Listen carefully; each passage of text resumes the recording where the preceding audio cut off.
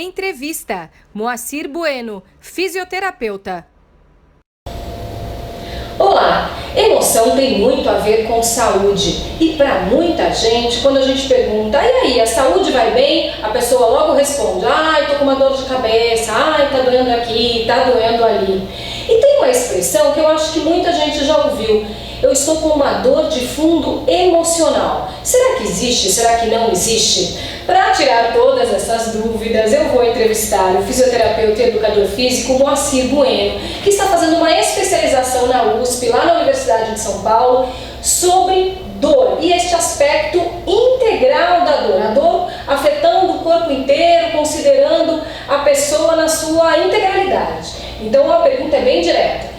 Existe dor de fundo emocional, Moacir? Obrigada pela entrevista. Bom, eu agradeço a vocês, estou sempre à disposição. É um prazer estar falando com vocês, ainda mais sobre dor, né?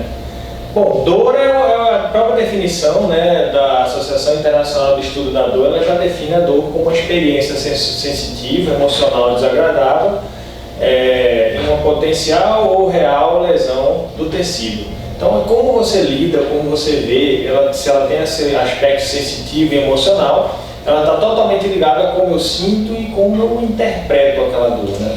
Quer dizer, então, para eu deixar bem explicado, para eu ver se eu entendi direito, a dor tem na sua própria definição, ela já considera um aspecto emocional.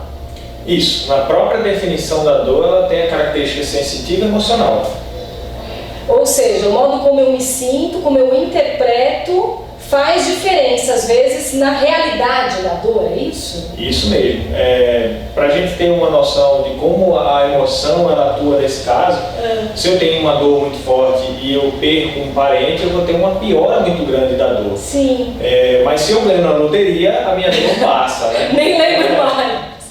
Nem lembro mais. Às vezes é verdade, às vezes estou com uma dor de cabeça, mas eu sei que eu estou na expectativa de ter um dia ótimo, legal, vou fazer um passeio, nem me lembro da dor. E o contrário, se eu sei que a carga de trabalho, por exemplo, vai ser muito pesada, às vezes até uma unha encravada estraga o nosso dia. Depende muito de como você está no dia, né? Como está justamente essas características emocionais, né? Se eu sou uma pessoa muito emotiva, muito para baixo, eu vou ter uma facilidade para ter dor. Sim. Se eu sou um cara que não estou ligando muito, se eu sou um cara mais extrovertido, que estou bem para cima, a minha tendência é que eu não sinta muita dor. Sim. Né? Mas como é que trata a dor emocional? Se você é fisioterapeuta, recebe aqui no seu consultório uma pessoa que você percebe que a parte emocional está mais afetada do que a parte orgânica, como é que se conduz isso? A gente tem que ver primeiro, a gente tem vários questionários, né? Questionário de incapacidade, questionário de catastrofização, né? Quando você, tudo está ruim, eu não vou Catastrofização, ou seja, eu já cheguei para baixo, já estou emocionalmente abalada. Com certeza, você já tem outras características aí que estão influenciando na sua dor, né? E a gente sabe que não precisa, por exemplo, ter uma lesão para ter dor, né? Eu posso ter uma dor sem lesão, como por exemplo nos casos do membro fantasma. Eu tenho uma amputação de um braço e eu sinto dor no meu braço, eu tenho câimbras.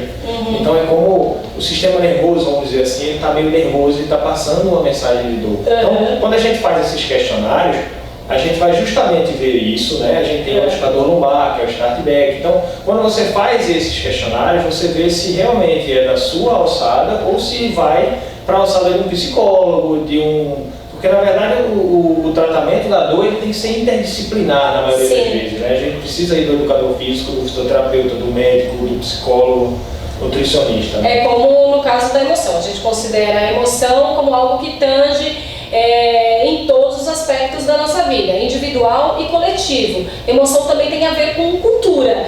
Dor também?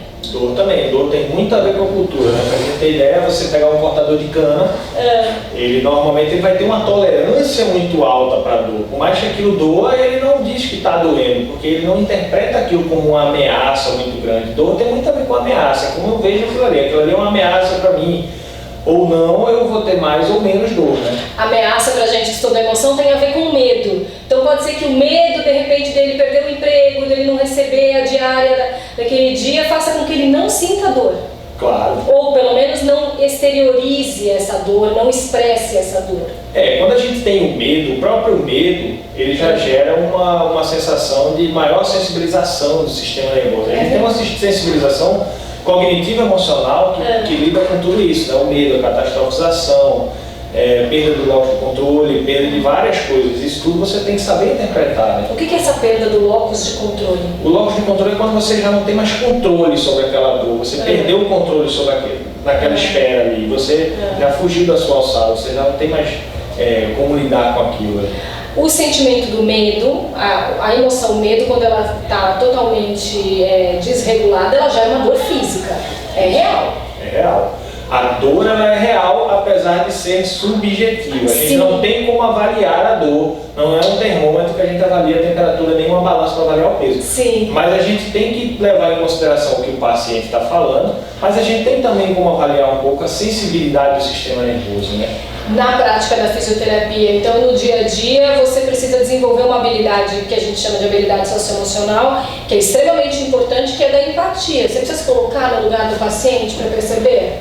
Esse é o ponto-chave para um programa de educação em dor, neurociência da dor, na verdade, né? Quando você faz esse programa de educação, é tipo assim, eu tenho que, na verdade, ter uma empatia, senão meu tratamento não vai para frente. Por quê? Ele precisa confiar no que eu estou falando, eu preciso passar segurança naquilo que eu estou falando, e a gente tem aí, por exemplo, como tratamento da neurociência da dor, você explica o que é a dor, que pode ser uma alteração do sistema nervoso.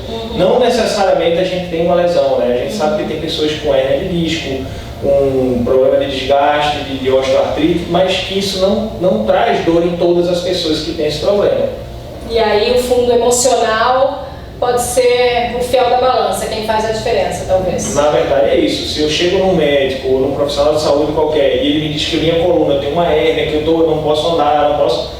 Isso já vai me gerar um medo, isso já vai me gerar um processo estressante, isso aí vai interferir totalmente na minha dor. É verdade, tem muito para falar sobre isso. Acho que sobre dor e sobre emoção. Acho que nós vamos conversar mais vezes. Ok. Muito obrigada pela entrevista, pelos esclarecimentos. Sucesso nas suas pesquisas também. Obrigado. Eu agradeço o convite e estou sempre às ordens de vocês. Obrigada. Muito obrigada.